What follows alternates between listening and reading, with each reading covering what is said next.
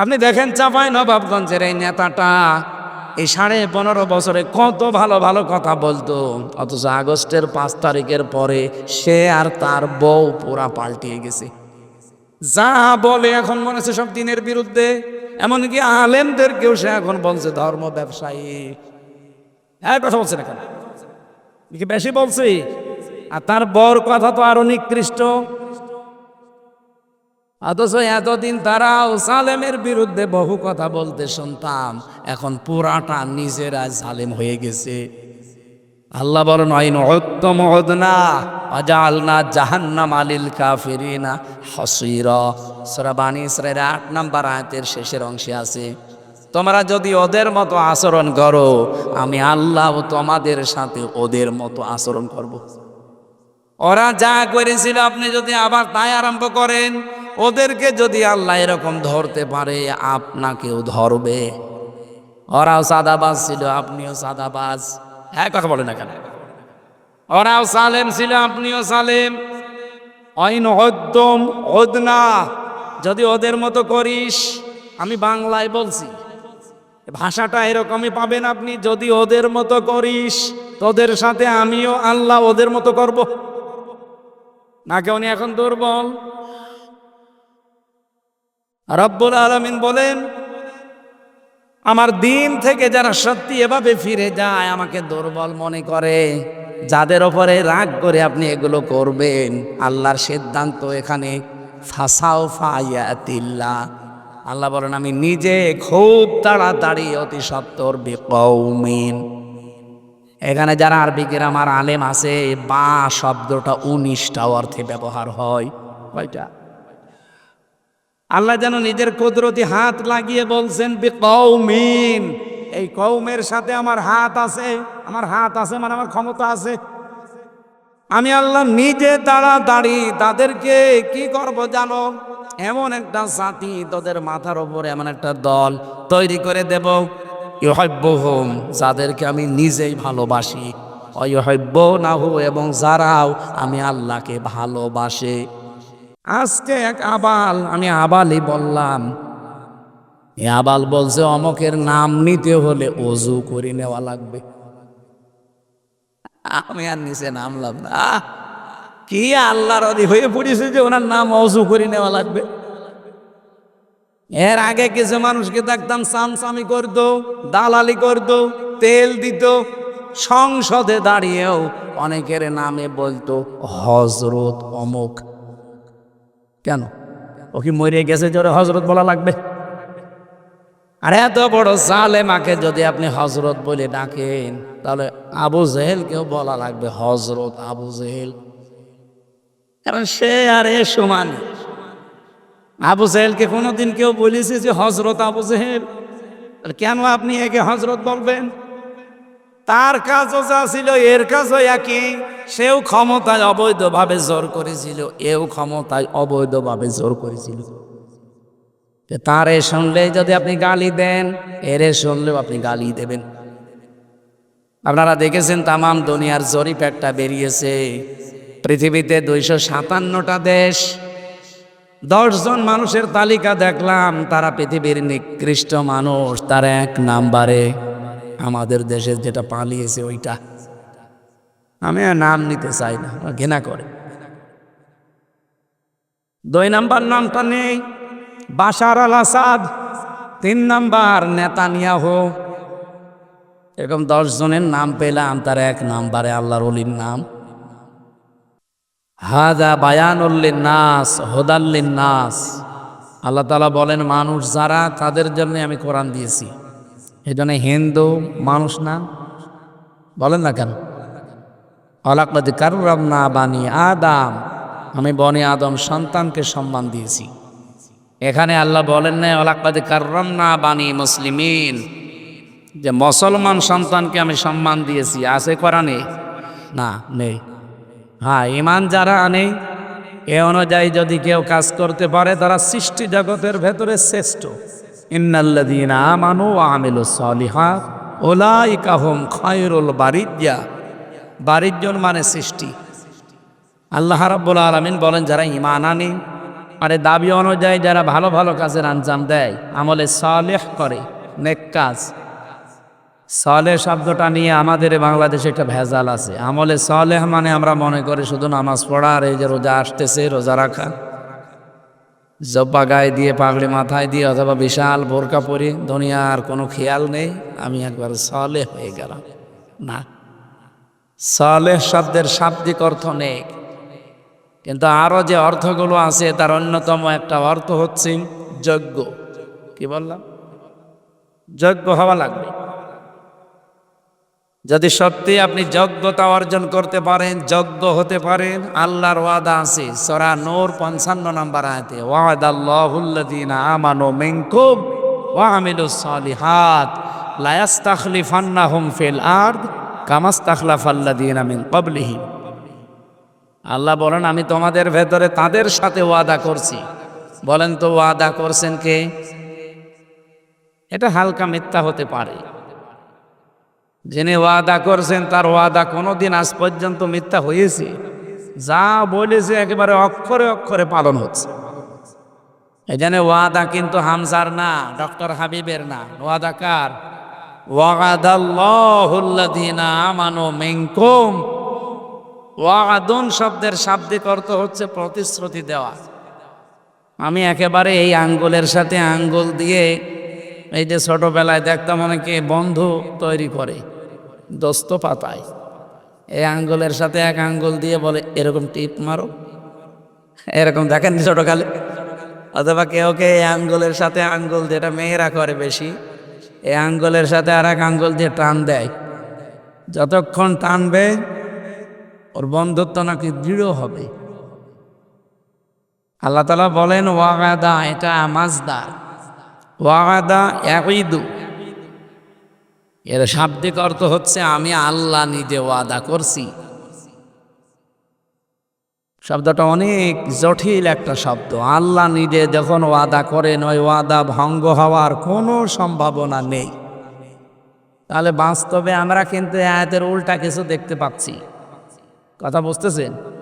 আল্লাহ বলেন, যারা তোমাদের ভেতরে ঈমান এনেছে আর ঈমানের দাবি অনুযায়ী যারা আমলে সালেহ করেছে, নেক কাজ, যোগ্যতা সম্পন্ন করেছে নিজেদেরকে, লা ইস্তাখলিফান্নাহুম ফিল আরদ, লামে তাকিদ নুনে সাকিলা, গ্যারান্টি দিয়ে আমি আল্লাহ বললাম তাদেরকে জমিনের শাসন ক্ষমতা আমি আল্লাহ দেব। তো এই যে 54 বছর আমরা এই দেশটা স্বাধীন হয়েছি, এতদিন আমাদের ইমানদার এবং আমলে সালেহ করার মতো মানুষ নেই। আল্লাহর ওয়াদা তো আল্লাহ ঠিক রাখবেন। কামাস্তাখলাফাল্লাযীনা মিন ক্বাবলিহিম, কেন? কারণ তোমাদের পূর্বে যারা এই দুইটা অর্জন করেছিল, আমি আল্লাহ তাদেরকে যেভাবে দিয়েছি তোমাদেরকে ওইভাবে দেব। আল্লাহ একটা উদাহরণ দিলেন। এর আগে বহু জাতিকে আল্লাহ এভাবে রাষ্ট্র ক্ষমতা দিয়েছে না দেয়নি? হযরত মুসা আলাইহিস সালামের দিকে তাকান। আল্লাহ রাব্বুল আলামিন বলেন, নুরিদু আন্না মুন্না আলাল্লাযীনা ইসতাদঈফু ফিল আরদি ওয়া নাজআলাহুম আইম্মাতান ওয়া নাজআলাহুমুল ওয়ারিসিন। আমি আল্লাহ নিজে একটা ইচ্ছা করলাম। এই ইচ্ছাটা হামজার, আবুল হোসেনের, কার? নুরিদু, আমি নিজে ইচ্ছা করলাম, আন্না মুন্না, আল্লাহ পাক বলেন আমি অনুগ্রহ করতে ইচ্ছা করলাম। মনন মানে অনুগ্রহ করা, দয়া করা। আমি আল্লাহ একটা ইচ্ছা করলাম, দয়া করব কাদের প্রতি? আলাল্লাযীনা ইসতাদঈফু ফিল আরদি, জমিনের উপরে যাদেরকে দুর্বল, কণ্ঠাসা, অপমান, অপদস্থ, নিন্দিত, ঘৃণিত করে রাখা হয়েছিল। আপনি দেখেন এই 54 বছরের ভেতরে এদেশে বহু মানুষকে আমরা দেখি, তাদেরকে নিন্দিত, ঘৃণিত, অপমানিত, অপদস্থ, এবং এই দেশে যারা তারা মাথা তুলে দাঁড়াতে না পারে সম্মানের সাথে, বহু চেষ্টা এই 54 বছর অনেকে করছে। হয়তো একটা দলের ওপর করছে। আল্লাহ পাক বলেন আমি ওই দলের উপরে আমার একটা ইচ্ছা জেগেছে। আমি আল্লাহ একটা মানসা করেছি, ইচ্ছা করেছি, এরাদা দিয়েছি। আমি সিদ্ধান্ত নিয়েছি এই আলাল্লাযীনা ইসতাদঈফু ফিল আরদি, জমিনে যাদেরকে ফেরাউন দুর্বল করে রেখেছিল ওই মুসা নবীর দলকে, নাজআলাহুম আইম্মাতান, আমি আল্লাহ তাদেরকে জমিনের নেতা বানিয়ে দেব। নাজআলাহুমুল ওয়ারিসিন, এবং এই জমিনের শাসনভার বিশেষ করে ওয়ারিস আমি আল্লাহ তাদেরকে বানাবো। এটা হাজার হাজার বছর আগে মুসা নবীর সম্পর্কে আল্লাহ এই কথাটা দিয়েছেন। তার মানে কামাস্তাখলাফাল্লাযীনা মিন ক্বাবলিহিম, এই আয়াত অনুযায়ী বোঝা যায় এর আগেও বহু মানুষকে আল্লাহ রাষ্ট্রীয় ক্ষমতা দিয়ে ধন্য করেছিলেন। কি এটা কেন দিয়েছেন? এর পরের আয়াতে আল্লাহ জবাব দিয়েছেন সূরা কসস 6 নম্বর আয়াতে, অনুমাক্কিনা লাহুম ফিল আরদি অনুরিয়া ফিরআউনা মাহামানা ওয়াজনুদাহুমা মিনহুম মা কানু ইয়াহযারুন। আমি আল্লাহ তাদেরকে জমিনের শাসন ক্ষমতায় বসিয়েছি একটাই কারণে, আমি দেখাতে চেয়েছি ফেরাউনকে, হামানকে আর তার সৈন্য বাহিনীদেরকে। কি দেখাতে চেয়েছি? মিনহুম মা কানু ইয়াহযারুন, তারা যাদেরকে সবচাইতে বেশি ভয় পেত, যাদের সম্পর্কে বেশি সতর্ক থাকতো, আমি আল্লাহ তাদেরকে জমিনের শাসনে বসিয়ে তাদেরকে দেখালাম। এটা যা আগে দেখিয়েছে এখন ওই আল্লাহ আর নেই, উনি এখন আর পারেন না। বলে একটা জিনিস আমরা লক্ষ্য করছি আগস্টের 5 তারিখের পর থেকে সূরা মায়েদার 54 নম্বর আয়াতের সাথে, এদিকে তাকান, আল্লাহ পাক বলেন ইয়া আইয়ুহাল্লাযীনা আমানু মাইয়ারতাদ্দা মিনকুম আন দীনিহি ফাসাউফা ইয়াতিল্লাহ। খুব ভালো করে মিলাবেন। আমার তো মনে হয় আয়াতগুলো আল্লাহ পাক মাত্র 6 মাস 10 দিন আগে আরেকবার নাজিল করেছে। আপনি দেখেন কিভাবে মিলে যায়। ওহে যারা ইমানের দাবি করো, মাই ইয়ারো তাদ্দা মিনকুম, ইয়ারো তাদ্দা বাবে ইফতিআল থেকে এসেছে ইরতিদাদ, এর বাংলা অর্থ হচ্ছে ফিরে যাওয়া, যারা হক থেকে বাতিলের দিকে ফিরে যায়। তোমাদের ভেতরে কেউ যদি হক থেকে বাতিলের দিকে ফিরে যায়, আং দীনিহি, বিশেষ করে আল্লাহর দিন থেকে, ফাসাউফা ইয়াতিল্লাহ, আল্লাহ শব্দ শুরু করার আগেই ফা দিয়েছেন, এর আগে সিন দিয়েছেন। যারা আরবি গ্রামার বসে বালাগাত মান থেকে আমরা পড়েছি 13টা অর্থে সিন সাফা কদ লাম এরকম 13টা শব্দ আছে। কোন সেন্টেন্সের আগে যদি ওইটা ব্যবহার হয় বাংলা অর্থ দাঁড়ায় অতি তাড়াতাড়ি। আল্লাহ পাক বলেন অতি তাড়াতাড়ি, খুব তাড়াতাড়ি, অতি সত্বর। কি করব আমি জানো? ফাসাউফা ইয়াতিল্লাহু, এর ফাইল সরাসরি আল্লাহ নিজে, এর কর্তাকে। আরো জোরে বলেন। আল্লাহ বলেন আমি নিজে অতি সত্বর একটা কাজ করব। কি সেটা? বিকৌমিন, এমন একটা দল, এমন একটা জাতি, এমন একটা গোষ্ঠীকে আমি আল্লাহ তোমাদের উপরে তুলে দেব। ইউহিব্বুহুম, যাদেরকে আমি নিজেই ভালোবাসি, ওয়ায়ুহিব্বুনাহু, এবং যারা আমি আল্লাহকে ভালোবাসে। আজ বাংলাদেশে আগস্টের 5 তারিখের পর থেকে আমরা বিভিন্ন কায়দায় দেখতে পাচ্ছি আল্লাহর দিন থেকে অনেকেই ফিরে চলে যাচ্ছে বিভিন্ন কায়দায়। সে দলীয় কায়দায় হোক, রাজনৈতিক কায়দায় হোক, ধর্মীয় কায়দায় হোক। এ পর্যন্ত বুঝেছেন কিনা বলেন? না না, আপনি বোঝেন। আমি আবার রিপিট করছি, আপনি তাকান তো এই দেশে ধর্মীয় কায়দায় কত মানুষ আল্লাহর দিন থেকে ফিরে চলে যাচ্ছে, আসল দিন থেকে বাতিল দিনের দিকে। আপনি আসল দিন হচ্ছে মার রব্বুকা ওমান নাবিয়্যুকা ওমা দীনুকা, এটা আসল দিন।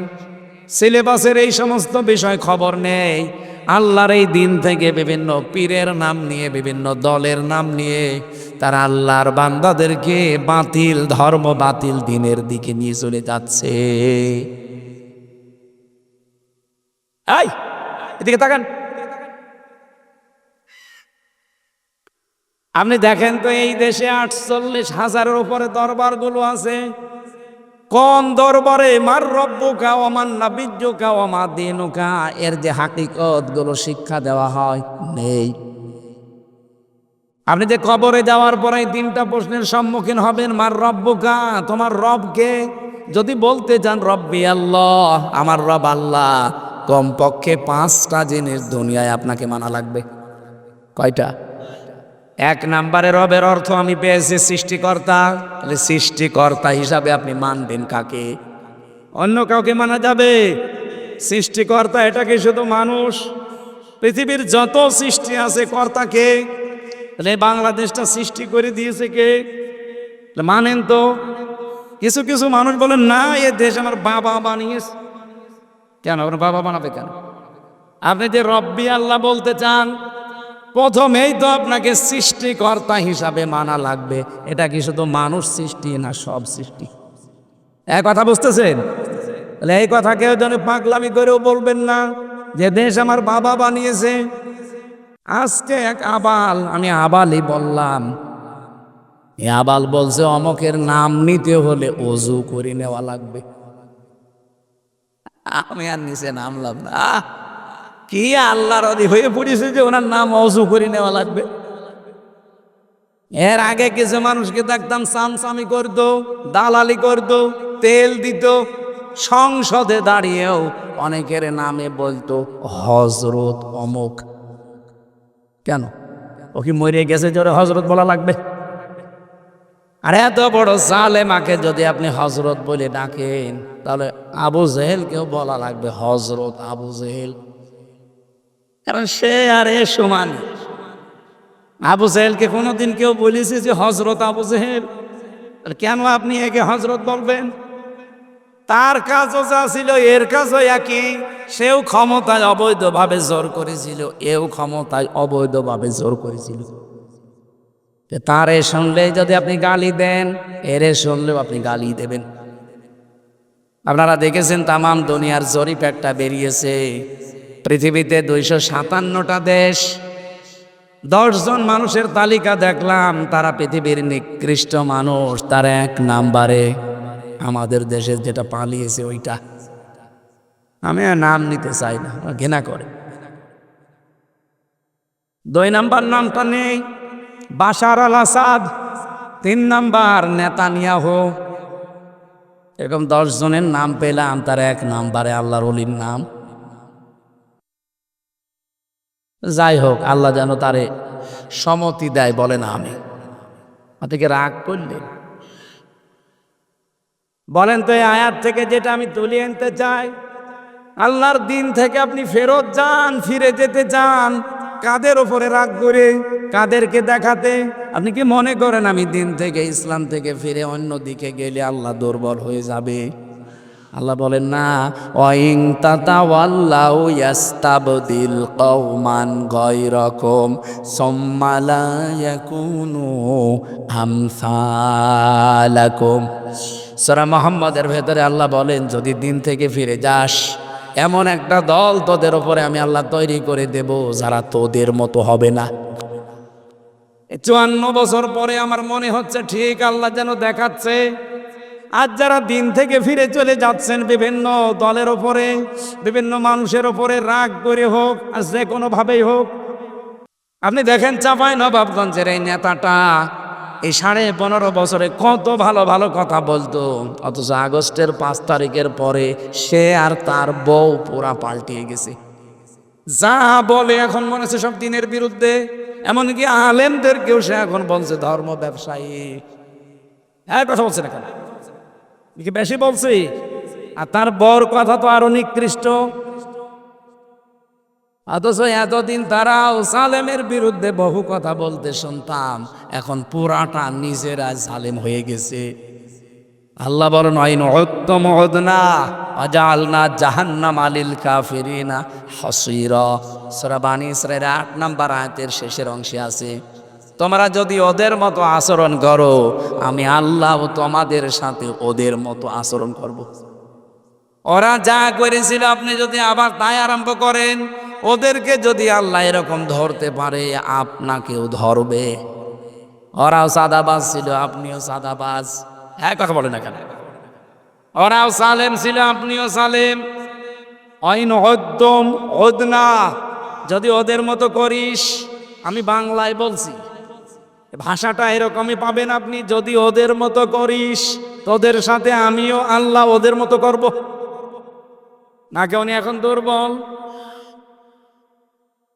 রব্বুল আলামিন বলেন আমার দিন থেকে যারা সত্যি এভাবে ফিরে যায়, আমাকে দুর্বল মনে করে, যাদের ওপরে রাগ করে আপনি এগুলো করবেন, আল্লাহর সিদ্ধান্ত এখানে ফাসাও ফায়াতিল্লাহ।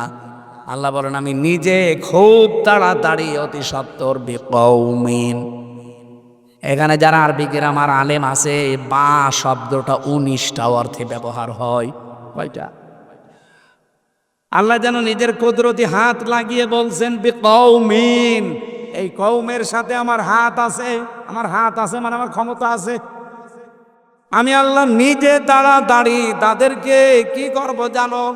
এমন একটা জাতি, তোদের মাথার ওপরে এমন একটা দল তৈরি করে দেব, ইউহিব্বুহুম, যাদেরকে আমি নিজেই ভালোবাসি, ওয়াইউহিব্বুনাহু, এবং যারাও আমি আল্লাহকে ভালোবাসে। এই মানুষগুলোর কিছু কোয়ালিটি থাকবে। আজ বাংলাদেশে 72টার উপরে দল, এই এদিকে তাকান, আপনি দেখবেন এই 72টা দলের ভেতরে 3টা গুণ যদি আপনি পান, বুঝবেন আল্লাহ তাদেরকে ভালোবেসেছেন এবং তারাও আল্লাহকে ভালোবাসে। আর আল্লাহ যদি ভালোবাসে কাউকে, ওই যে ওয়াদা করেছেন লা ইস্তাখলিফান্নাহুম ফিল আরদ কামা ইস্তাখলাফাল্লাযীনা মিন ক্বাবলিহিম, জমিনের শাসন ক্ষমতা আল্লাহ তাদেরকে দিয়ে দেবে যেমন পূর্বে দিয়েছিলেন। কি গুণ? কোরআনে কারীমের সূরা মায়েদা 6 নম্বর পারা 16 নম্বর পৃষ্ঠা 9 নম্বর লাইনের, এটা 54 নম্বর আয়াতের মাঝের অংশে পাবেন, আযিল্লাতিন আলাল মুমিনিনা আইজ্জাতিন আলাল কাফিরিন। খুব ভালো করে খেয়াল করে শোনেন, আমি কিন্তু কোনো দিকে তাকিয়ে কথা বলছি না, এজন্য এদিকেও তাকাচ্ছি না, এদিকেও তাকাচ্ছি না, ছাতা আবার কার দিকে চোখ পড়ে যায়। দরকার চোখ বন্ধ করে বলছি, খুব ভালো করে খেয়াল করেন, আমার একটা বানানো কথা না, যে কোনো তাফসীর দেখতে পারেন। আযিল্লাতিন আলাল মুমিনিন, তারা মুমিনদের প্রতি রহম দিল হবে, কমল, স্নেহময়, স্নেহশীল। আযিল্লাতিন আলাল মুমিনিন আইজ্জাতিন আলাল কাফিরিন, কিন্তু কাফেরদের প্রতি তারা খুব কঠোর হবে। বাংলাদেশে 72টা দল আছে রাজনৈতিকভাবে, শুধু নিবন্ধিত দল প্রায় 48টা, আর একটা তো কেড়ে নিয়েছে, ওইটা দিলে হবে 49টা। আশা করছি খুব তাড়াতাড়ি আল্লাহ যেন ওটা ফেরত দিয়ে দেয়। যত মানুষই কাজ করছে দেশের জন্য, দশের জন্য, এই বলেন এই যে 2টা গুণ বললাম এই আয়াত দিয়ে, কাদের ভেতরে এই 2টা পাওয়া যায়? যাদের ভেতরে পাওয়া যাবে বুঝবেন আল্লাহ তাদেরকে ভালোবাসে, তারাও আল্লাহকে ভালোবাসে। 3 নম্বরে গুণ হচ্ছে ইউজাহিদুনা ফি সাবিলিল্লাহি ওয়ালা ইয়াখাফুনা লাউমাতা লাইম, তারা যুদ্ধ করবে, জিহাদ করবে, সংগ্রাম করবে, চেষ্টা করবে, প্রচেষ্টা চালাবে আল্লাহর রাস্তায়। কার রাস্তায়? কিন্তু তারা ভয় করবে না কোনো তিরস্কারকে।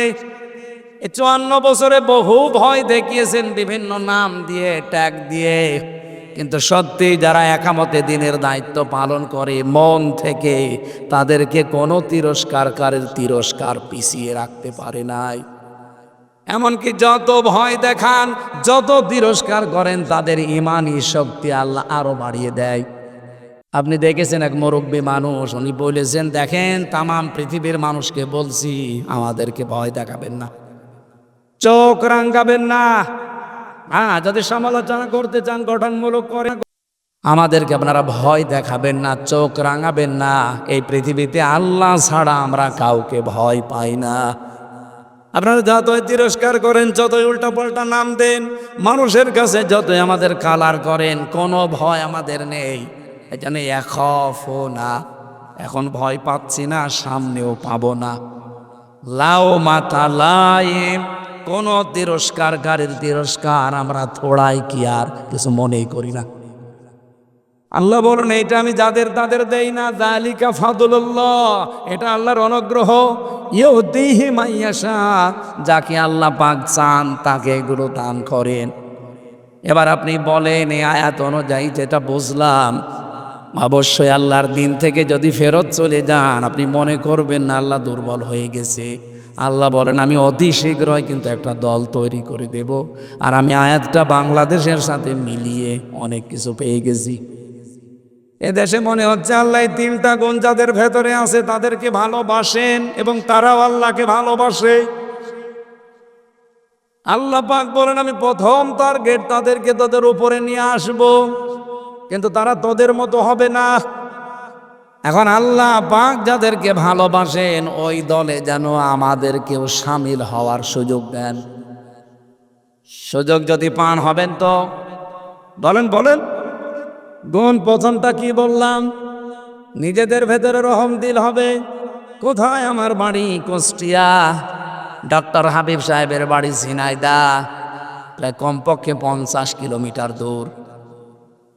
অথচ শুধু দিনের কারণে ওনার সাথে আমার আত্মার যে সম্পর্ক, আমার নিজের আপন ভাইও যদি দিন না মানে, তার সাথে আমার এই সম্পর্ক নেই। কে কথা বলছেন না কেন? সারা বাংলাদেশে একামতে দিনের সত্যিকার অর্থে যারা দায়িত্ব পালন করে, সবাই মনে হয় এক মায়ের। কি আমাকে বেশি বললাম? আপনি দেখেন, তারা মনে হয় যে এক মায়ের সন্তান, কিন্তু নিজের আপন ভাই দিন মানে না, ইসলাম মানে না, তাকে সে জানের শত্রু মনে করে। এজন্য আজিল্লাতিনা আলাল মুমিনিন আইজ্জাতিনা আলাল কাফিরিন, তারা নিজেদের ভেতরে রহম দিল হবে, কিন্তু কাফেরদের প্রতি বড় কড়া। এই জন্যে যেরকম আলটিমেটাম দিয়েছিল যে আপনারা কিসের বাঙালিকে হাইকোর্ট দেখান, একটা মুরব্বী মানুষ মিথ্যা মামলা মাথার ওপরে নিয়ে আজ এতটা বছর জেলখানার অন্দর প্রকোষ্ঠে তার জীবনটাই নষ্ট করে দিয়েছে হাসিনা। থক্কু, এর নাম নেওয়া ঠিক না, তারপরও থক্কু নামটা নিয়ে ফেলল। বলেন তো, যে মামলা দিয়েছে সে পালিয়েছে, যে বিচারপতি সে পালিয়েছে, যে মামলার আয়ু সে পালিয়েছে, প্রসিকিউটর পালিয়েছে, সাক্ষী পালিয়েছে, বিচারপতি পালিয়েছে, কেউ নেই। অথচ লোকটা আজ 13 থেকে 13.5 বছর জেলখানায় পড়ে আছে। আজকে তারে হাজিরায় দেখেছিল মামলায়, তার যে অবস্থা, আমি 3টা বছর তার সাথে ছিলাম, আমি দেখেছি। এই মানুষটা মানবতার জন্য, বিশেষ করে ইসলামের জন্য তার যে দরদ, তার মুক্ত বাতাসে থাকা খুব প্রয়োজন। জীবনের অন্তত শেষ কয়েকটা বছর সে নিজে নড়তে পারে না, 2 জনের কাঁধে ভর করে যায়। আপনি বাঙালিকে হাইকোর্ট দেখাচ্ছেন যে না, ওনার সাজা হয়ে গেছে, মুক্ত হবে না। তো সাজা হলে যদি মুক্ত না হয়, তারেক জিয়া মুক্ত হলো কি করে? তার তো 9 বছর সাজা ছিল। এই কথা বলছেন না কেন? তারেক জিয়ার স্ত্রী জোবাইদা, তার 3 বছর সাজা ছিল, তারা মুক্ত হলো কি করে? লুৎফুজ্জামান বাবরের 17 বছর পরে যদি ফাঁসির আসামি বের হতে পারে, তারেক জিয়া সাহেবের বন্ধু গিয়াসউদ্দিন মামুন 17 বছর পরে যদি বের হতে পারে, ইনার কি হয়েছে? ওনাদেরকেও মামলা হাসিনা দিয়েছিল, ইনাকেও মামলা হাসিনা দিয়েছে। ওনারা যদি সব একটা একটা করে বের হয়ে মুক্ত জীবনে থাকতে পারে, আজহারুল ইসলামকেও মুক্ত জীবনে কালকে দেওয়া লাগবে। কালকেই ডেট আছে, আবার আমরা চাই সে যেন মুক্ত জীবনে আসে। চান না আপনারা? কারা চান দেখে? দেখেন তো, হাত তোলেনি কে? হ্যাঁ, এটা রাজনৈতিক বিষয় না, এটা আমার ইমানের সাথে সম্পৃক্ত। আল্লাহর ওয়াদা ছিল যাদের ভেতরে ইমান থাকবে, আর যারা যোগ্য এবং সৎ হতে পারবে এই মানুষগুলোর জন্যে সামনে ক্ষমতার চেয়ার অপেক্ষা করছে। এটা যদি আল্লাহ নিজে বলতে পারে, আমি বললে রাজনীতি হয় কোন কায়দায়? আর আমি তো অ্যাডভার্টাইজ করছি, আসল রাজনীতি করছে কে? ওনারে কিছু বলতে পারে না, যত দোষ আমার নরম পেয়েছে। এই জন্য সালেহ শব্দটা অনেকে আমরা উল্টা পাল্টা বুঝি, মনে করি না বিশাল জব্বা গায়ে দিয়ে এই যে এরকম জব্বা, শুধু 24 ঘন্টা চোখ বন্ধ করে জিকির করবো, দুনিয়ার কোনো খেয়াল রাখবো না, হয়ে গেল। কে বলেছে আপনাকে? আপনাকে যোগ্যতা অর্জন করা লাগবে। মুসা আলাইহিস সালামের জামানায় তাদেরকে যদি আল্লাহ চেয়ারে বসাতে পারে, এই হাজার হাজার বছর পরে উম্মতি মুহাম্মদি আমাদেরকে আল্লাহ পারবে না? আল্লাহর ওয়াদা কখনো মিথ্যা হয় না, হবেও না ইনশাআল্লাহ। এই জন্য আমি যে কথাটা নিয়ে শুরু করেছিলাম, এ কোরআনে কারীম শুধুমাত্র মুসলমানদের জন্য না, আর মানুষকে আল্লাহ সম্মান দিয়েছেন শুধু মুসলমানদেরকে না, মানুষ যারা তাদেরই সম্মান আছে। অথচ দুঃখজনক হলেও সত্য, আজ 54 বছর মানুষ যারা, তাদের সম্মান নিয়ে সবচাইতে বেশি সিনিমিনি খেলা হয়েছে। আরে 15 বছর তো আরো বেশি। বলেন তো, সম্মানিত মানুষদেরকে সবচাইতে বেশি অসম্মান করা হয়েছে এই 15 বছর। এর আগেও হয়েছিল কম বেশি, কিন্তু এই 15 বছর আরো সীমা ছাড়িয়ে গেছে। আলেমদের নামে যারা ধর্ষণ মামলা দেয়, মাওলানা মামুনুল হক, আল্লামা সাইদি, তার জীবনের শেষ মামলা ছিল ধর্ষণ মামলা। ওর যে মেয়ে লোককে সাজিয়ে নিয়ে এসেছিল পিরোজপুর থেকে, অ্যাডভোকেট তাজুল ইসলাম জিজ্ঞাসা করছে, মেয়ে মাওলানা সাইদি ধর্ষণ করেছে তোমাকে? বলছে জি হ্যাঁ। তোমার জন্ম কত সালে? 1975 সালে। ধর্ষিতা হয়েছে কত সালে? 1971 সালে। অ্যাডভোকেট তাজুল ইসলাম ওই দিনই বলেছিল, মাননীয় আদালত পয়েন্টটা একটু লেখেন, এর জন্ম 75-এ, ধর্ষিতা হয়েছে 71, ওটাকে রুহের জগতে। ওই দিনই তো মামলা ঢিসমিস হয়ে যাওয়ার কথা। এক কথা বলেন না কেন? করবে কি করে?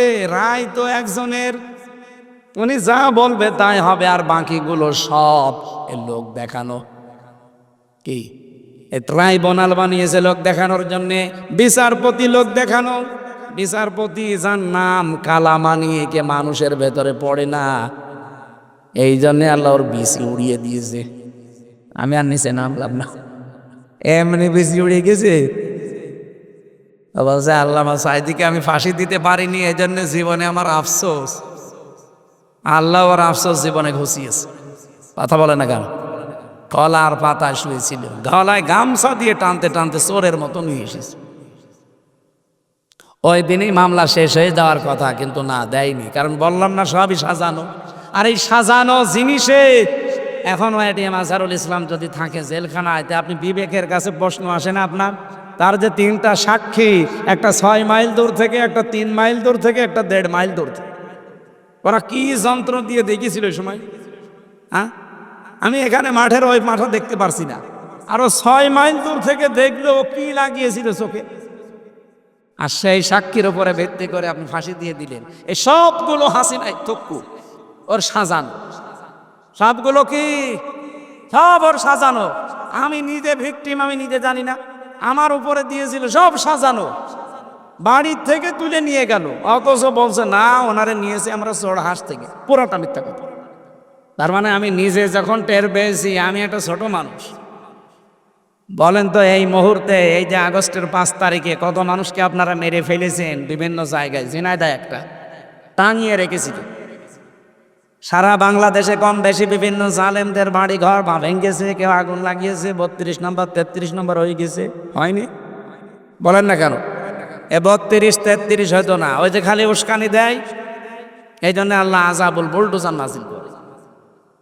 কি আযাব? আযাবুল বুলডোজার। আবার উস্কানি দেবেন, আর এক আযাব নাজিল হবে। এই জন্যে ভালো আছেন ওখানে ভালো থাকেন। 14টা ব্রিফকেস নিয়ে গেছেন, ওটা তো কিয়ামত পর্যন্ত খেলেও শেষ হবে না। না, আমি তো যা বলছি বানিয়ে বলছি, সব দলিল আছে। এই জন্য উস্কানি আর দেবেন না ওখান থেকে, তাহলে এদেশে দেখা যায় আবার অনেক কিছু নাজিল হয়ে যাবে। কারণ আযাবুল বুলডোজার এটাকে আমরা নাজিল করেছি, নাজিল হয়েছে। এই আযাবুল বুলডোজার দিয়ে বহু মানুষের বাড়ি ঘর 15.5 বছরে মাটির সাথে মিশিয়ে দিয়েছে অনেকে। এই যে সাতক্ষীরা, চাঁপাইনবাবগঞ্জ, চট্টগ্রাম, আপনি যে দেখেন বাড়ি ঘরগুলো মাটির সাথে একেবারে, মনে হচ্ছে এখানে কেউ বাসই করতো না। আল্লাহ সেইটার শোধ মনে হয় এই ফেব্রুয়ারির 5 তারিখে নিল। আবার কেউ যেন ঝামেলা করবেন না।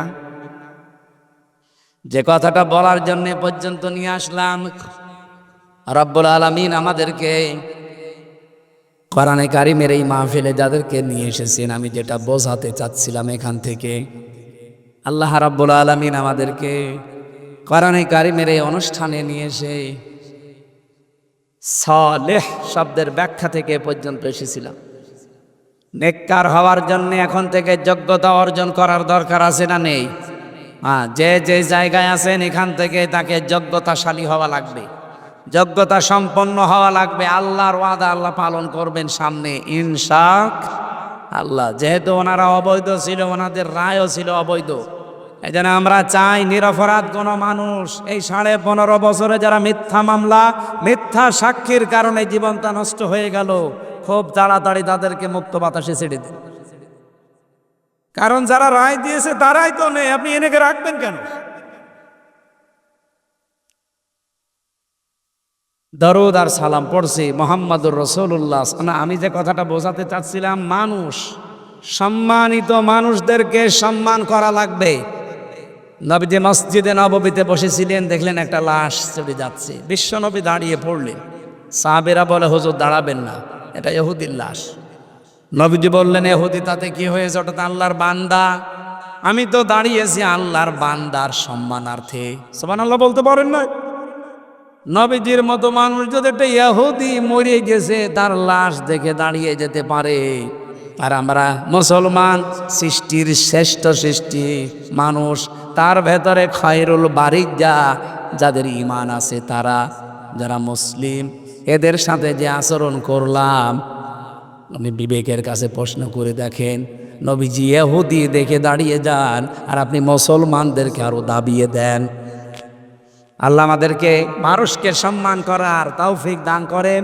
আগামী থেকে আল্লাহর এই শ্রেষ্ঠ সৃষ্টি আশরাফুল মাখলুকাত মানুষের সম্মান নিয়ে কেউ যেন সিনিমিনি খেলতে না পারে, সেই পথগুলো সব বন্ধ করা লাগবে। এক কথা বলেন না কেন? দরুদ সালাম পাঠ করার মাধ্যমে আজকের তেলাওয়াতকৃত আয়াত সূরা জুমার 71 নাম্বার 72 নাম্বার আয়াত আমরা পড়েছি। কিছু তথ্য এর ভেতরে আছে, আমরা তাফসীর আকারে কথা বলবো ইনশাআল্লাহ। সূরা জুমার কোন সূরা? বলেন বলেন। 75টা আয়াত আছে। জমার শব্দের শাব্দিক অর্থ ধাক্কা দেওয়া। কি দেওয়া? এ শুনেই বোঝা যাচ্ছে যে এর ভেতরে কোনো তালগোল আছে। আল্লাহ রাব্বুল আলামিন সূরা জুমারের 71 নম্বর আয়াতে কাফের যারা কিয়ামতের ময়দানে এই মানুষগুলো যখন উঠবে, ফেরেশতাদেরকে বলবে এদেরকে ধাক্কা দিতে দিতে জাহান্নামের দিকে নিয়ে যাও। এখান থেকে কিছু প্রমাণ আমরা পেয়েছি। আমি বহু জায়গায় ঝিনাইদহ জেলাতে বলেছি যে জাহান্নাম আমরা অনেকে মনে করি 7টা, জাহান্নাম একটা, এর স্তর বা দরজা 7টা।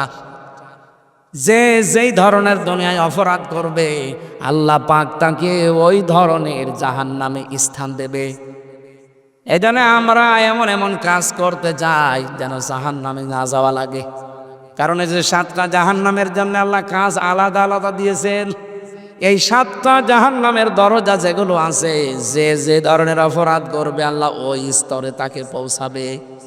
আজকের যে আলোচনা, প্রথম নাম হচ্ছে লাহা সাবাতু আবওয়াব লিকুল্লি বাবিম মিনহুম জুজউম মাকসুম। রব্বুল আলামিন বলেন, এটা সূরা হিজরের ভেতরে আছে 44 নম্বর আয়াতে। আল্লাহ বলেন জাহান্নামের দরজা 7টা। কয়টা?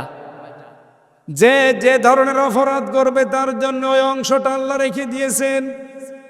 ও ঝিনাইদহবাসী, আপনি এখন দেখেন তো আপনি কোন অপরাধে আছেন, আর আপনি কোন স্তরে যাচ্ছেন, কোন দরজা দিয়ে আল্লাহ আপনাকে প্রবেশ করাবে। এই যে পেছনে যে কলেজ, এখানে ওয়ান থেকে খালি ইন্টার আর ডিগ্রি, এখানে 2টা ক্লাস পড়ানো হয়, অথচ ক্লাসরুম দেখেন কতগুলো আছে।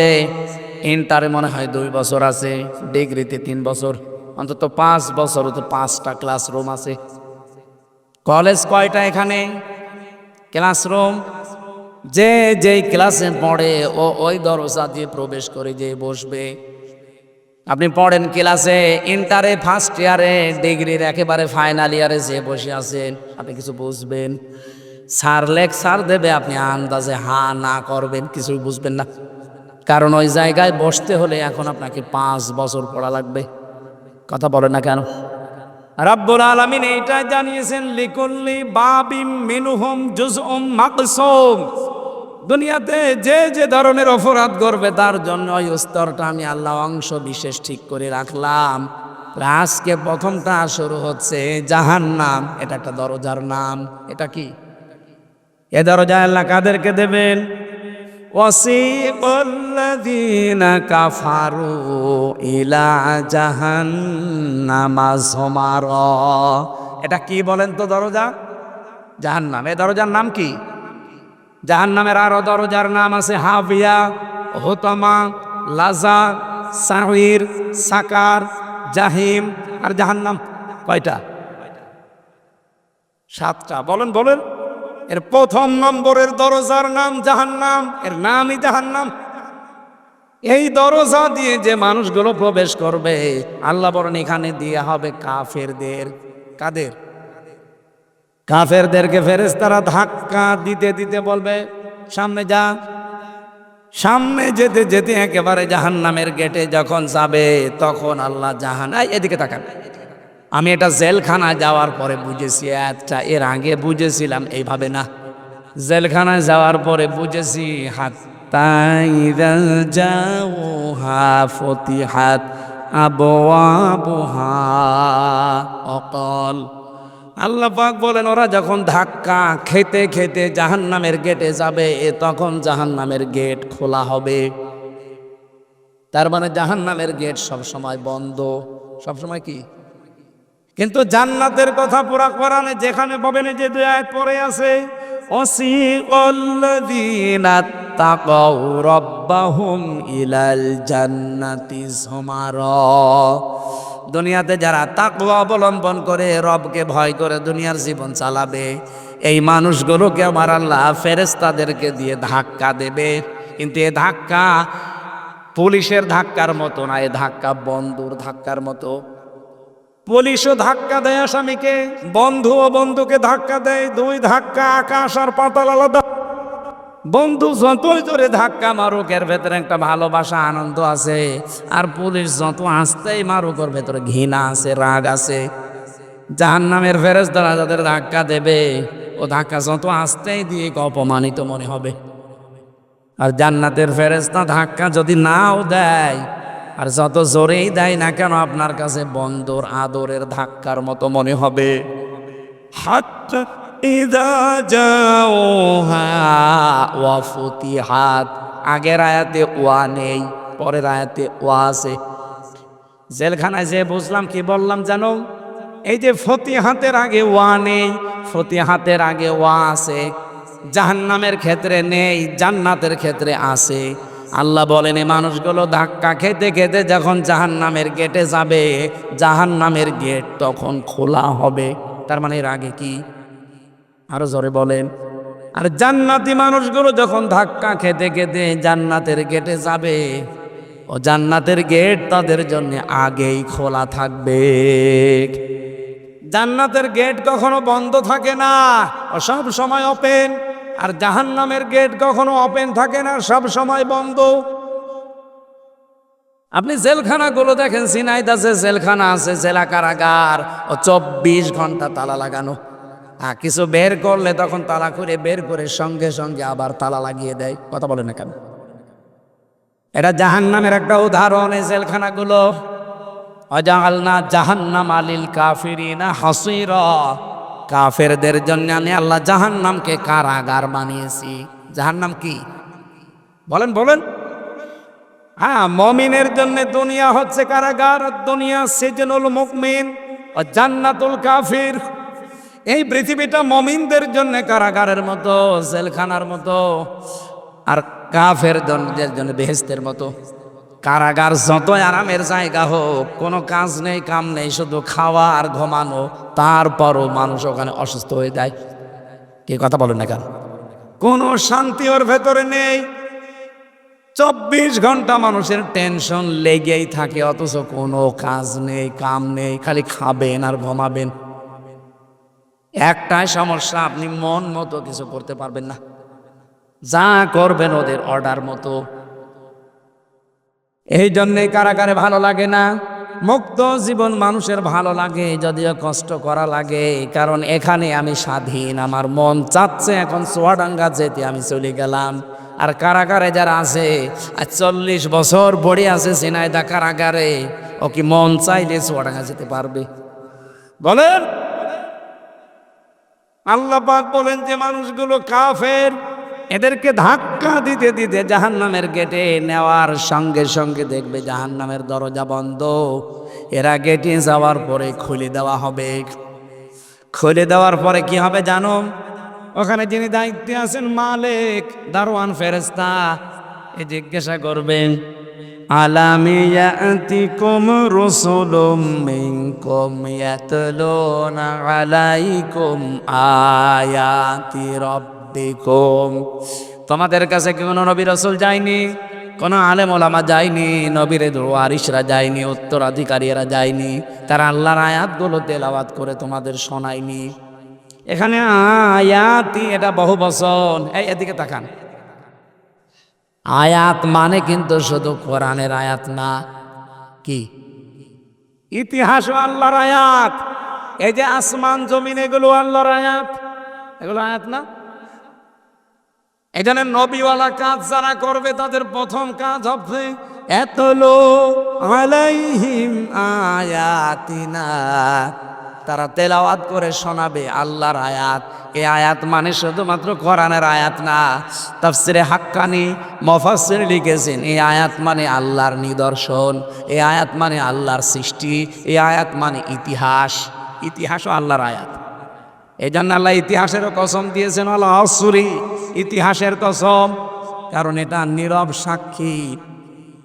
আজ বহু আলেম ওলামা, বহু দিনের দায়ী, এদেশে যারা ইসলাম মানতে চায় না, অবাধ্য আল্লাহর বান্দা যারা, তাদেরকে আমরা বিভিন্ন ইতিহাস শোনাই, বিভিন্ন আয়াত নিদর্শনগুলোর গূঢ় তথ্যগুলো নিয়ে এসে বলি যে আল্লাহর এগুলো আয়াত। এই যে আমাদের 3.5 হাত বডির ভেতরেও আল্লাহর আয়াত নিদর্শন আছে না নেই? বলেন বলেন। এগুলো দিয়ে মাঝে মাঝে আপনাদেরকে আমরা বোঝাই। এই যে মাথার ভেতরে কতগুলো জিনিস আল্লাহ আমাদেরকে দিয়ে রেখেছেন, ফ্রন্টাল লব, অক্সিপিটাল লব, প্যারাইটাল লব, টেম্পোরাল লব, মোটর কর্টেক্স, সেন্সরি কর্টেক্স, এরপরে বাক শক্তি সহ প্রায় 70টা জিনিসে মাথার ভেতরে, প্রতিটার সাথে তার সেট করা। অফিয়াং ফসিকুম আফালা তুবসিরুন, নিজের দিকে তাকাও, কোনো দিকে তাকানো লাগবে না। মানুষ যদি শুধু নিজের এই 3.5 হাত বডির দিকে একটু তাকায়, এখানে কম্পিউটার ভেড়িয়ে যদি আপনি শুধু এই মাথার থেকে শুরু করে পা পর্যন্ত এই যে একটা চামড়া দিয়ে ঢাকনা দেওয়া আছে, এই চামড়াটা তুলে ফেলেন, দেখেন কত তার, কত রগ দেখা যায়। বিজ্ঞান জানিয়েছে রগগুলো যদি একটা একটা করে পাশাপাশি সাজানো যায়, 12.5 কিলোমিটার একাধারে চলে যাওয়া যাবে। আফি আনফুসিকুম, একটু নিজের দিকে তাকাও, আফালা তুবসিরুন, এরপরও কি তোমরা দেখো না? তাহলে আতলু আলাইকুম আয়াতি, তোমাদের সামনে কি তারা আমার আয়াতগুলো তেলাওয়াত করে শোনায়নি? আমরা তো ওই আয়াতগুলোই নিয়ে আসি। আয়াত হিসাবে হয়তো আল্লাহর বিভিন্ন নিদর্শনের কথা বলা হয়, আয়াত হিসাবে ইতিহাস থেকে শিক্ষা নেওয়ার জন্য বলা হয় যে বহু মানুষ এই ইতিহাস হয়ে আছে, আপনারাও ইতিহাস হয়ে থাকবেন যদি অবাধ্য হয়ে যান। কিন্তু অনেক মানুষ দেখি না, এই আয়াত থেকে শিক্ষা নেওয়া দূরের কথা, আরো বৃদ্ধি বাড়ে। বলেন বলেন। রাব্বুল আলামিন বলেন ওয়ায়ুনযিরুনাকুম লিকা ইয়াউমিকুম হাযা, তারা তোমাদেরকে সতর্ক করেনি, ভয় দেখায়নি এই যে এই দিন সম্পর্কে, যে এই দিন হাজির হওয়া লাগবে আমি আল্লাহর কাছে সাক্ষাতে। ও বাংলার মুসলমানেরা, আমাদের জীবন এইটাই কিন্তু শেষ জীবন না, এরপরে একটা সাক্ষাতের জীবন আছে না নেই? আরো জোরে বলেন, আত্তাকু ইয়াউমান লা তাজসি নাফসুন আন নাফসিন শাইআ ওয়ালা ইউকবালু মিনহা শাফাআতুন ওয়ালা ইউখাযু মিনহা আদলুন ওয়ালা হুম ইউনসারুন। বলেন আল্লাহু আকবার। আয়াতটা আমি সূরা বাকারায় দুইবার পেয়েছি, আমি যতটুকু বুঝেছি আয়াতটা রব্বুল আলামিন বলেন ওই দিনকে ভয় করো যেদিন কেউ কারো কোনো উপকার করতে পারবে না এবং কারো পক্ষ থেকে কোনো সুপারিশ কবুল করা হবে না। কিছু দিতে চাইলে সেইটাও আপনার পক্ষ থেকে নেওয়া হবে না। কিয়ামতে আমি আর হাবিব সাহেব দুইজনে উঠলাম, আল্লাহ যদি বলে যে দুইজনের হিসাব হবে, দেখা যাচ্ছে ওনার জীবনে কোনোদিন নামাজ পড়ে নাই, না আসা লাগবে না, বসেন আমরা বসেন। আমি যদি বলে রব্বুল আলামিন খুব ভালোবাসতাম, জীবনে নামাজ ওর নেই, তাতে কি আমার তো নামাজ আছে, আমি দিয়ে দিলাম, আল্লাহ বলেন না, এটা হবে না। এমনকি টাকা পয়সা ওর নেই, আমার ছিল, আমার টাকা পয়সা সব আমি ওর জন্য আপনাকে দিয়ে দিলাম, আল্লাহ বলেন এইটা হবে না। এবাদত দিয়েও হবে না, অর্থ দিয়েও হবে না, এর নাম আলা ইউকবালু মিনহা শাফাআ। এমনকি যদি ওর জন্য আমি সুপারিশও করি আল্লাহর দরবারে, আল্লাহ বলেন তাও কবুল হবে না। আলা ইউখাযু মিনহা, তোমার পক্ষ থেকে ওর ব্যাপারে কোনো কিছু গ্রহণও করা হবে না। এই জন্য দুনিয়ায় কার জন্য আমরা কি করছি একটু বিবেকটা খাটান এই জায়গায়। আপনার স্ত্রীর জন্যে, আপনার ছেলে মেয়ের জন্যে, মা বাবার জন্যে, তারা আরামে থাকবে, তারা একটু হাসি খুশিতে থাকবে, আনন্দে থাকবে, ভালো মন্দ খেয়ে থাকবে, এই দিকে তাকিয়ে হাজারো মানুষ কিন্তু অবৈধ কাজ করে। এক কথা বলেন না কেন? আল্লাহর কসম করে বলছি, আমি নিজে জেলখানায় গিয়ে আমি এটা আরো বেশি বুঝেছি যে দুনিয়ায় কেউ কারো না, যা আছে পৃথিবীতে সবগুলো একটা ধোঁকা আর সবগুলো স্বার্থের পাগল। আমি যেমন হালকা বুঝেছি, এটা যেন বুঝটা আরো গাঢ় হয় এবং সবার ভেতরে আল্লাহ যেন তৈরি করে। আমার ম্যাডাম যদি আজকে দেখে যে আমি মারা গেছি, এ বাড়ি যাওয়ার সময় যেন মরে গেলাম অ্যাক্সিডেন্ট করে, আমার মনে হয় একটা রাত আমার ম্যাডাম আমাকে আর পাহারা দেবে না, বলবে না জিন আসবে, দরকার নেই, 3-4 জন নিয়ে আসেন একসাথে পাহারা দেই। পাহারা দিল সকালবেলা হতে হতে বলবে না উপরে আর রাখবেন না, কারণ আজরাইল বাড়ি চিনে ফেলবে, তাড়াতাড়ি মাটির নিচে দিয়ে দেন। মাটিতে দেওয়ার পরে কি শেষ? দেখবেন এবার তার কান্না দেখে কে, এটা রেকর্ড হচ্ছে, এমনকি লাইভ চলছে, ম্যাডাম দেখতেও পারে, দেখুক, কপালে যা আছে হবে। 2-3 দিন দেখবেন কান্না কাটি করে পাগল হয়ে গেছে। 7 দিন হয়তো খাওয়া দাওয়া একেবারে হালকা করে দেবে, শুকিয়ে যাবে। 4 মাস 10 দিন পরে ওর বাবা আর মা দুইজন মিলে আমার বাবা মাকে বলবে আর কতদিন এভাবে চলে না, মেয়ে দিয়ে দেন, নিয়ে চলে যাবে। 4 মাস 10 দিনের ভেতরে দেখবেন আর একজনের সাথে বিয়ে দিয়ে দেবে। মাত্র 6-7 দিন সংসার যদি হয়, ও ম্যাডাম নিজেই ওর শ্বশুরের কাছে, বাবার কাছে কল দিয়ে বলবে আব্বা খুব ভালো কাজ করেছে, আর কি এবার যা দিয়েছে নি হানসার চাইতে 100 গুণ ভালো। কি কথা বলছেন এখানে? এটা কি বলবে না বলবে না? অথচ এর খুশির জন্যে, এর ছেলে মেয়ের খুশির জন্যে, আমার মা বাবার খুশির জন্যে আমি ডান হাত বাম হাত দেখি না, বাবা শাহজালাল সব হালাল, এটা বন্ধ করা লাগবে। কিয়ামতের দিন এই বউ আপনাকে সুপারিশ করতে চাইলেও করতে পারবে না, টাকা পয়সা দিয়ে হোক, নেকির কাজ দিয়ে হোক, এমনকি নামাজও যদি দিতে চায় বলে না, হবে না। এই দিন সম্পর্কে তোমাদেরকে কেউ সতর্ক করেনি, এই যে সতর্ক করছি তো এই কারণে, কুল্লামা উলকিয়া ফিহা ফাওজুন সাআলাহুম খাযানাতুহা আলাম ইয়াতিকুম নাযীর ক্বালু বালা ক্বাদ জাআনা নাযীর ফাকাযযাবনা ওয়া কুলনা মা নাযালাল্লাহু মিন শাই। এ মানুষগুলোকে যখন জাহান্নামের একটা জায়গায়, সংকীর্ণ কোনো জায়গায় যখন ফেলে দেওয়া হবে, জিজ্ঞাসা করা হবে কি কেন আসলে এখানে সাইরে, এই জাহান্নামে কেন আসলে? কেউ কি সতর্কবাণী শোনায়নি? ওরা বলবে শুনিয়েছে, শুনতাম আর মাথা ঝোলাতাম আর বাড়ি যাওয়ার সময় মনে মনে করতাম ও বেটা মিথ্যা কথা বলে। এরকম চরিত্রের মানুষ দেশে নেই? হ্যাঁ, কথা বলেন না কেন? এগুলো আছে, এই জন্যই তো আমাদের কোনো উপকার হয় না। তাছাড়া এই দেশের মতো কোরআনের প্রচার পৃথিবীর কোনো দেশে হয় না। এত প্রচার হওয়ার পরও আমরা দেখছি ফল সব জিরো হয়ে যাচ্ছে। আয়ুনজিরুনাকুম লিকা ইয়াউমিকুম হাদা, এই দিন সম্পর্কে সতর্ক করেনি যে এখানে সাক্ষাৎ একটা আছে। ইয়াউমা ইয়াফিরুল মারউ মিন আখিহি ওয়া উম্মিহি ওয়া আবিহি, কিয়ামতে আগে পালাবে মানুষের কাছ থেকে তার ভাই, তার মা, তার বাবা।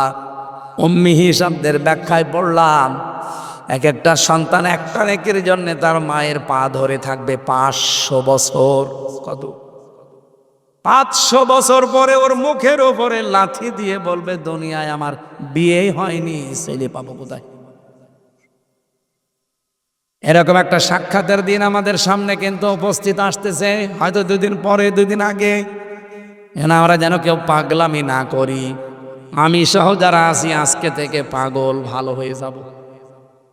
কি হয়ে যাব? আরো জোরে বলেন, পাগল ভালো হয়ে যাব।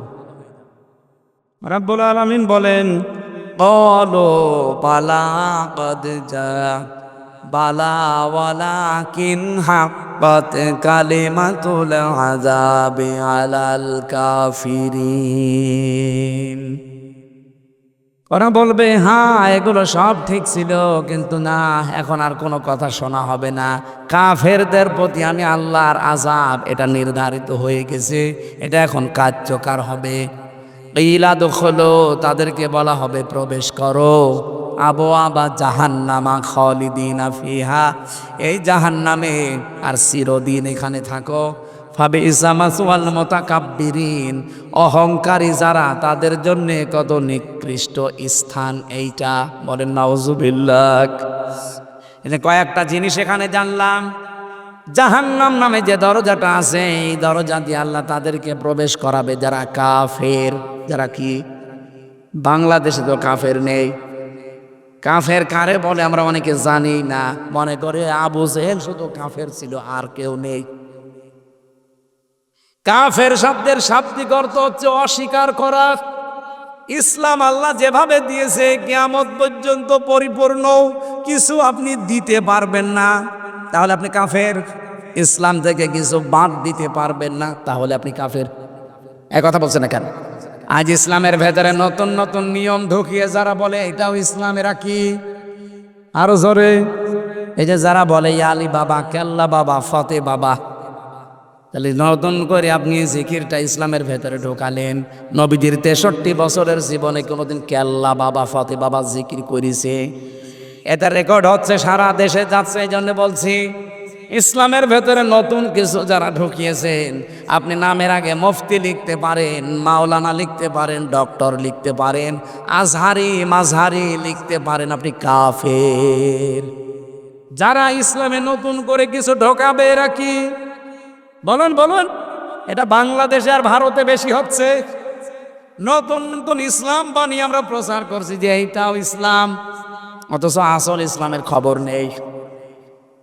আমরা যে বলেছিলাম যে রব হিসাবে যদি কেউ বলতে চান আমার রব আল্লাহ, দুনিয়ায় 5টা জিনিস আপনাকে মানায় লাগবে। 1 নম্বরে সৃষ্টিকর্তাকে, 2 নম্বরে রব হিসাবে আল্লাহকে মানা লাগবে প্রতিপালক হিসাবে, 3 নম্বরে রব হিসাবে মানা লাগবে আল্লাহকে রাজ্জাক হিসাবে, রিজিক দাতা, 4 নম্বরে আপনাকে আল্লাহকে মানা লাগবে অভিভাবক হিসাবে, 5 নম্বরে আল্লাহকে মানা লাগবে আইন দাতা হিসাবে। এই পাঁচটা যদি দুনিয়ায় মানতে পারেন, আপনি কবরে গিয়ে ফেরেশতারা বলবে মার রব্বুকা, আপনি অটোমেটিক বলে ফেলবেন রব্বি আল্লাহ। 2 নম্বরে যখন বলবে মা দিন ওকা, তোমার দিন কি? দিন মানে জীবন ব্যবস্থা। দিন মানে কি? আমি জীবন চালিয়েছি কি কি দিয়ে? আমি যে টয়লেটে যেতাম দিন মেনে না, আব্রাহাম লিঙ্কনের নিয়ম মেনে, এইটাও কিন্তু আল্লাহ জিজ্ঞাসা করবে। কেউ যদি ডান পা দিয়ে টয়লেটে যায়, বাম পা দিয়ে বের হয়, এটা দিনের ভেতরে নেই, এটা ইহুদি খ্রিস্টানদের ভেতরে আছে। সুতরাং আপনি যদি এই নিয়মটা ফলো না করেন, বলতে পারবেন না দিন ওনাল ইসলাম। কেউ যদি বলতে চায় কবরে যে আমার দিন ইসলাম, তাকে দুনিয়াতে 19টা বিষয় এই দিনের উপরে মেনে চলা লাগবে। কয়টা? আরো জোরে বলেন। 19টা বিষয় যদি দিনের উপরে আপনি থাকতে পারেন, কবরে যে বলতে পারবেন আমার দিন ইসলাম। 3 নম্বরে যখন বলবে মান হাজার রজুল, এই লোকটা কে ছিল? আপনি যদি বলতে চান হাজা নাবিয়ুনা মুহাম্মাদুর রাসূলুল্লাহ সাল্লাল্লাহু আলাইহি সাল্লাম, মাস্ট বি আপনাকে বিশ্ব নবী আদর্শ হিসাবে মানা লাগবে। জীবনের চাইতে তাকে বেশি ভালোবাসা লাগবে, জীবনের প্রতিটি ক্ষেত্রে অনুসরণ করা লাগবে। এক কথা বলেছেন এখন। এই যে আজকে রাখাল রাহা যারা আল্লাহর নবীকে গালি দিচ্ছেন, আমরা যে প্রোটেস্ট করছি এই কারণে, যদিও এখানে একটা ষড়যন্ত্র লুকিয়ে আছে। ওরা চায় বিভিন্ন কায়দায় এই দেশকে অশান্ত করতে। একটু অশান্ত হলে ওরা বিশ্ব মিডিয়াকে দেখাবে মোড়লদের, এই দেখেন বাংলাদেশে জঙ্গি ভরে গেছে। আগস্টের 5 তারিখের পর থেকে ফেব্রুয়ারির 25 তারিখ পর্যন্ত প্রায় 27টা কাজ অলরেডি ওরা করে ফেলেছে। বিশেষ করে আমার দাদা বাবুরা 27 বার চেষ্টা চালিয়েছে এই দেশ যেন অস্থিতিশীল হয়, কিন্তু একটাও হালে পানি নেয়নি। সর্বশেষে রাখাল রাহাকে দিয়ে আল্লাহর নবীকে গালি দিয়েছে। ওরা মনে করেছিল আমরা মনে হয় খেপে গিয়ে ওকে মেরে ফেলবো, আর ওইটা ভিডিও করে বুশকে দেখাবে, বেলাওয়ারকে দেখাবে, ট্রাম্পকে দেখাবে, এই দেখেন বাংলাদেশে কি চলছে। তখন ট্রাম্প বলবে ঠিক আছে হাসিনা তুমি আবার যাও। আমরা যাতে মাতাল হলো তাহলে ঠিক আছে, ওই ওই ফাঁদে আমরা আর পা দেবো না। কথা বলো না কেন? আমরা দাবি জানিয়েছি সর্বোচ্চ, যারা নবীজিকে গালি দিয়েছে বা দেবে সামনে, কোনো কথা নেই, ফাঁসি দেওয়া লাগবে। এই কথা বলেন, এই দাবির পক্ষে আপনারা নেন। আলহামদুলিল্লাহ ভাই, এটা আমাদের ইমানের দাবি, কারণ জীবনের চাইতেও আমরা রাসূলুল্লাহকে বেশি ভালোবাসি। এই কথা বলেন না কেন? বলেন। হ্যাঁ, আপনি আমাকে গালি দেন, আমার বাবাকে দেন, আমি কিছু বলবো না। আমার দাদারে দেন, দরকার হয় টাকা দেবো, কারণ দাদা আওয়ামী লীগ। আপনি গালি দেন, দরকার আমি টাকা দেবো, কিন্তু রাসূলুল্লাহকে গালি না। তাকে নিয়ে উল্টা পাল্টা ধারণাও যদি কেউ করে, দেশে এক কথা ফাইনাল কথা, ফাঁসি দেওয়া লাগবে। তাছাড়া যদি দেশের মানুষ আইন হাতে তুলে নেয় না, আপনি কিন্তু কন্ট্রোল করতে পারবেন না। কথা বলেন না কেন? আপনি বলবেন কবরে যে হাজা নাবিয়ুনা মুহাম্মাদুর রাসূলুল্লাহ, এমনি বলতে পারবেন? তার আদর্শটা মানা লাগবে, তাকে জীবনের চাইতে বেশি ভালোবাসা লাগবে। কথা বলেন ঠিক কিনা? আল্লাহ আমাদেরকে এই যে আসল দিন যেটা, এই দিন এখন আর নেই। দিন থেকে কেটে কেটে বাদ দিয়ে নকল জিনিস ঢোকাচ্ছে ইসলামে। আর যারা দিন থেকে কোনো কিছু বাদ দিতে চান তারাও কাফের। যারা এই কথা বাংলাদেশে অলরেডি বলছেন যে কোরআনের সাথে রাজনীতির সম্পর্ক নেই, আপনি কাফের হয়ে গেছেন। আপনি যাই মনে করেন, কারণ এখানে 918 জায়গায় কোরআনের আয়াতে আছে রাজনীতি করা লাগবে ইসলাম দিয়ে, আর আপনি বলছেন না সম্পর্কই নেই। আপনি কি বেশি বলছেন কোরআনে? কোরআনের বিশেষত্ব হাজার হাজার এই দেশে আছে, কই তারা তো কেউ বলে না যে কোরআনের সাথে রাজনীতির সম্পর্ক নেই। যে যেই বিষয়ে জানেন না ওই বিষয়ে মুখ খুলবেন না। বাংলাদেশে এই রোগটা এখন বেশি দেখছি, যে যেটা জানে না ওই বিষয়ে বেশি ফতোয়া দেয়। আরে ভাই, এর উপরে সারা জীবন কাটিয়ে দিলাম আমি। আমার এই ছোট্ট মাথায় 918 জায়গায় আমি কোরআন দিয়ে রাজনীতি করা লাগবে এইটা পেয়েছি, আর আপনি পানই না। আপনি তো সদ্য করে সূরা ফাতিহাও পড়তে পারেন না, আপনি পাবেন কি করি? আমার চাইতে বড় বড় মাথা যাদের, আমার মনে হয় মাথার ভেতরে আরো বেশি আয়াত পাবে যে কোরআন দিয়েই রাজনীতি করা লাগবে। এইটা দিয়ে যতদিন রাজনীতি বাংলাদেশে না হবে, দুর্নীতি বন্ধ করা সম্ভব না। এটা দিয়ে রাজনীতি করেন। যত রাজনৈতিক নেতা আছে বাংলাদেশে, আমি একেবারে ওপেন চ্যালেঞ্জ দিচ্ছি, যারা কোরআন দিয়ে রাজনীতি করেছে তারা মন্ত্রী হওয়ার পরেও 36 টাকা ফেরত দিয়েছে। মাওলানা মতিয়ার রহমান নিজাম এই কথা বলে না কেন? আর যাদের কোরআনের রাজনীতি ছিল না, এ 15.5 বছরে তারা 620টা বাড়ি বানিয়েছে। এই যে ভূমি মন্ত্রী, 620টা বাড়ি। আপনার আর বাড়ি লাগবে কত? আমার মনে হয় 6.5 মাস যদি থাকতো ও বাড়ি আরো 200 বানিয়ে ফেলতো। কথা বলেন। অথচ পরশুদিন মাওলানা মতিয়ার রহমান নিজামের বাড়ি দেখলাম এখনো চারিদিকে মাটি, ওপরে টিন। সে মন্ত্রী ছিল, আপনি টের পাচ্ছেন? মন্ত্রণালয়ে চালানোর পরে 26 না 36 টাকা বেঁচেছিল, ওই টাকা ফেরত দিয়েছে। পৃথিবীর ইতিহাস পাল্টিয়ে দিয়েছে। আপনি আল্লাহর ওলি খুঁজে পান না, চলে যান সেই সিলেটে, চট্টগ্রামে। আল্লাহর ওলি তো ওইটা যে দায়িত্ব নিয়ে সুচারুরূপে পালন করতে পারে। আর এটা সবচাইতে বেশি পালন করে দেখিয়েছে এই বাংলাদেশে একামতে দিনের কর্মীরা। এর চাইতে তথ্য প্রমাণ আপনি কি চান বলেন? আপনি যে অলি খুঁজে পান না, খালি গাছতলায় বসে হো হো করলে অলি হয়? আমার ভাইরা, আমি যেটা বোঝাতে চাই এখান থেকে, ইসলাম থেকে আপনি কিছু বাদ দিতে পারবেন না। যদি দেন, আপনার জীবন দুর্নীতিতে ভরে যাবে। আমরা এইটাই আজ 54 বছর ধরে ধরে দেখছি। কথা বলেন ঠিক কিনা? যাদের রাজনীতি ইসলাম দিয়ে হয় না, একটা মানুষকে দেখান সে লোকটা সৎ আছে, বলেন না ওনার ব্যক্তিগত। কিসের ব্যক্তিগত? হাজার হাজার কোটি টাকার মালিক একজন ব্যক্তিগত কিভাবে হয়? 5,000 টাকা থাকলে ভয় করে কখন না জানি দুদুক আসে। আর ওর 5,000 না, 50,000 কোটি টাকার মালিক এক একজন। রূপপুর পারমাণবিক কেন্দ্র থেকে এক মহিলাই নাকি টাকা নিয়েছে 76,000 কোটি। কয়েকদিন আগে একটা ভিডিও দেখছিলাম, যিনি পালিয়েছে উনি বলছে খালি মানুষ আমারই গালি দেয়, আমারই দোষ, আমার বোনের দোষ নেই, ও যে এই পড়েছে। হ্যাঁ, ওনারও দোষ আছে, কিন্তু ওনারটা মানুষ জানে না, তাই গালি দেয় না। আপনারটা জানে তো বেশি, কারণ আপনি আয়না ঘরের সাথে জড়িত। এই বাংলাদেশে কিয়ামত পর্যন্ত যেন আর আয়না ঘর কেউ বানাতে না পারে। এক কথা বলে, এটা যে মানবতার সাথে কত মারাত্মক একটা কৌতুক। এর কারণে এর বউটা বিয়ে করতে পারে না, এর ছেলে মেয়ে জানে না যে আমি কাকে বাবা বলে ডাকবো। আমার মনে হয় এখনো পর্যন্ত যারা সালেমদের পক্ষে সাফাই গান, তারা আয়না ঘরে এখন বন্দি করে রাখা দরকার 10 বছর। শয়তান থাক, দেখ কেমন লাগে। একটা উপন্যাস পড়েছিলাম ভার্সিটি থাকাকালীন, এর নাম হচ্ছে দেখ কেমন লাগে। আমার মনে হয় এখন যারা জালেমের সাফাই গায় তাদের এটা করা দরকার, দেখ কেমন লাগে দেখ। আজকে 4-5 জন আল্লাহর ওলিকে নিয়ে যাচ্ছে আদালত থেকে, কিন্তু লজ্জা নেই। 4-5 জনকে দেখলাম খিলখিল করে হাসতেছে। লজ্জা থাকলে হাসে এত অপমান হওয়ার পরে? অপমান তো এরা হয় না, কারণ এদের তো মান নেই। বসে ধরব কান, যাই যাক মান, তাও হব না অপমান। 1 লাখ হোটেলের সামনে দিয়ে যাবার সময় দেখছে হোটেলের বয় ডাক দিয়েছে যে আসেন খেয়ে যান। ও মনে করছে ফ্রি খাবার, যে বসে এই নিয়ে আয় এই নিয়ে আয় এই নিয়ে আয়, মন মতো খেয়েছে, টাকা না দিয়ে চলে যাচ্ছে। হোটেলের মালিক বলছে কি ভাই টাকা দেবেন না? তো কিসের টাকা? আপনার বয় তো বলেছে যে খেয়ে যান, টাকা দেওয়া লাগবে তো বলে নাই, একজন মন মতো খেয়েছি, টাকা না দেব না।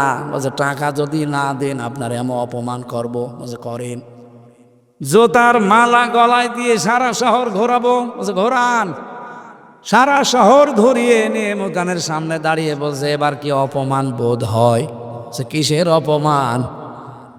মানুষ টাকা পয়সা খরচ করে তো এরকম সংবর্ধনা পায় না। হবে না এর যে কান ধর, কান ধরে 100 বার উঠবোস কর, খালি উঠবোস করে। আর বলছে কি এবার অপমান বোধ হয়? বলছে কিসের অপমান, আমার তো ব্যায়াম হচ্ছে। আমার মনে হয় এই যে শয়তানগুলো টাকা পাচার করতে করতে দেশ তারা ফোকলা বানিয়ে ফেলেছে, ওদেরকে আদালত কেন ফাঁসি দিলেও বলবে আমার গলায় কাতকুলো আছে। লজ্জা নেই তো? সম্মানিতা মা বোন যারা আপনারা এসেছেন, খাদিজাতুল কুবরা রাদিয়াল্লাহু তাআলা আনহা জীবনে এক ওয়াক্ত নামাজ পড়েননি, একটা রোজা রাখেননি, একটা টাকা তিনি দান সাদকা করেননি, যাকাত দেননি, জীবনে কোনোদিন একটা বারও হজ করেননি, একটা দিনও পর্দায় থাকেননি। কারণ এই বিধানগুলো সব তার ইন্তেকালের পরে নাজিল হয়েছে। কথা বুঝতেছে? অথচ তার জন্য আল্লাহ নিজে জান্নাতে ঘর বানিয়ে সুসংবাদ পাঠিয়েছে জিবরাইলকে দিয়ে, যে সালাম দাও আর জান্নাতের ঘর তাকে বলো যে আমি আল্লাহ বানিয়ে রেখেছি। একটা কারণ পেয়েছি পুরা জীবন পড়ি, তিনি স্বামীর জন্য সব উজাড় করে দিয়েছিলেন। এই জন্য আশা করব আপনিও আপনার স্বামীর জন্য সব করবেন, যদি জায়েজ হয় খাদিজাতুল কুবরার সাথে জান্নাতে যেতে পারবেন। সামনে যেহেতু রমজানুল মোবারক, একটা বছর পরে এই মাসটা ছায়া ফেলতে যাচ্ছে। ফামাং শাহিদা মিনকুম আশ-শাহরা ফালিয়াসুমহু, তোমাদের ভেতরে কেউ যদি রোজার মাস পায় সে যেন অবশ্যই রোজা রাখে।